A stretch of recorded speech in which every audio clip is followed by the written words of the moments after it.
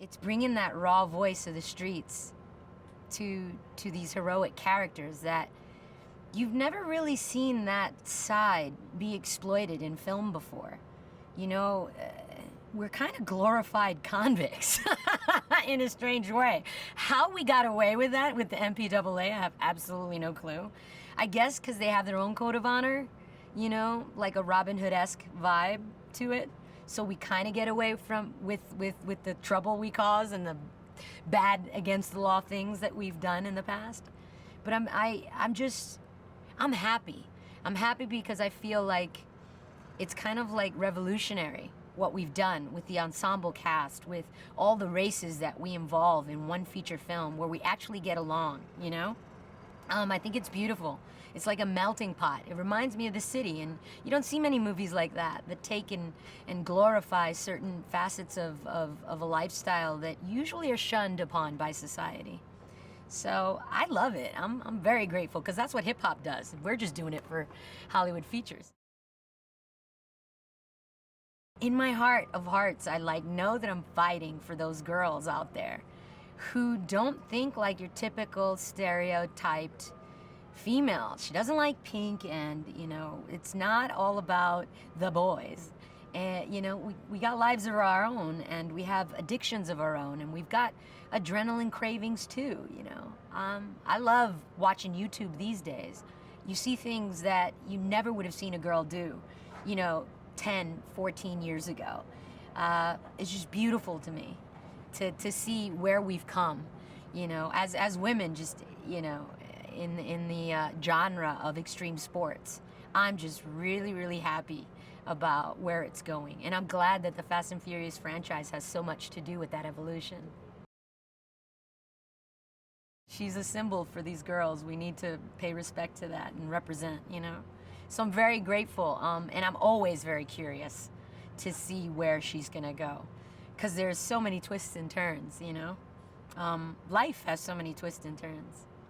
I am really excited to see what's gonna happen with the franchise once we've grown up, and we're at that point now. In Fast and Furious 7, you're gonna see people who've outgrown a lot of things. And I think that, you know, there's a whole generation of kids and parents who went to go see these films with their kids, and they're gonna be able to relate.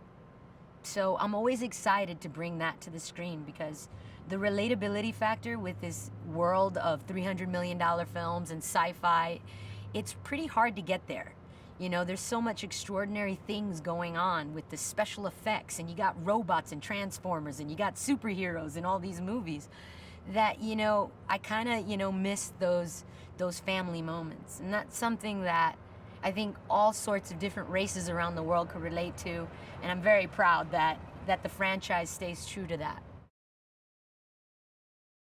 You don't even understand, like, how it feels for me, 14 years later, to be pulling back in reverse with the crowd of extras who are all obviously fans, because there's no way that you cannot be a fan of the franchise and be screaming in 110-degree weather while the sun is bearing down on you, take after take, and be showing love. You know, like, they genuinely look me in the eye as I'm pulling in reverse. I'm shooting them with my iPhone so I can post it later. And, you know, they're just showing love, and I can see it in their eyes when they're going, woo, woo. It's 14 years of history, and it's like an appreciation, and it's kind of like them saying thanks, you know, Mitch, for representing. And I'm like, yeah. There's only so long you can walk around looking like a grease monkey, you know what I mean? After a while, you kind of got to grow out of it and see where it takes you. I love a good makeover, you know? I mean, for a second there, I was gonna be a sniper on a roof. And you know what? I was like, you know what? Actually, my entire career has been spent in a tank top and jeans. Hey, Chris, how about we throw me in a dress? This was an amazing Oh, it was so cool. Yeah, I was really happy about that. I had my girly moment. Definitely had my girly moment. Of course, I had to get bruised up in the process. I think that, you know, the Fast and Furious franchise is a perpetual competition against itself. I don't think there's any other way of describing it, really. So ultimately, we have to one up whatever we did before. For the actors, it's building relationships and it's evolving the characters. For the writers, it's mostly the action and one-upping, whatever crazy, sequences they did before. So you've got all of the stunt teams and the special effects guys trying to fathom what their limitations are.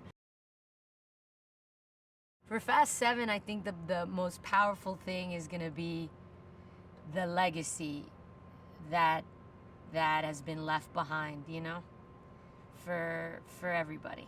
Everybody who's been involved in the franchise, and the respect that we have for the family that we built. And I think that's going to be the most powerful message that the franchise 7 has to offer the fans.